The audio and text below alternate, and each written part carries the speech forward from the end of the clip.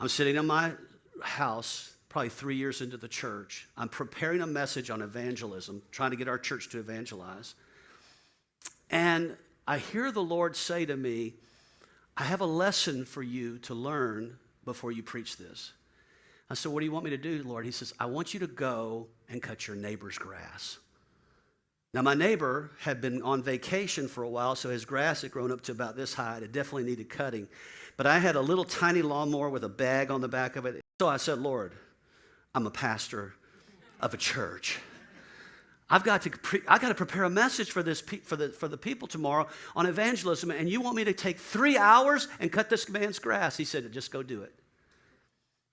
3 months later, I'm sitting there on Saturday morning preparing another message, and I hear this bang, bang, bang on the door, and it's this man's wife. And she's frantic. And she says, you've got to come over here, Dennis. She says, Bill is losing it. And I'm thinking to myself, that's the last thing I need to be doing on a Saturday morning is getting involved in a domestic dispute. But again, the Lord said, go over there and just try to talk him down a little bit. So I go over there.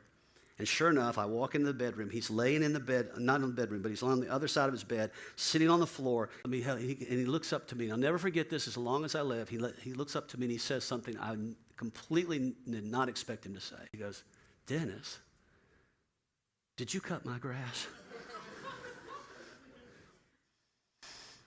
I said, Bill, we don't need to talk about cutting grass right now. I said, we need to. No, I need to know, did you cut my grass? I said, yes, I did. And he says, why did you cut my grass? Why did you cut my grass? And I told him the story. I told him the whole story. And I said, I think for this moment right here, Jesus wants you to know how much he loves you. I cut your grass because I love you. I care for you. He starts crying. He receives Jesus right there on his bed. When you serve people, it opens their heart to the gospel. Instead of complaining about your neighbors, serve them.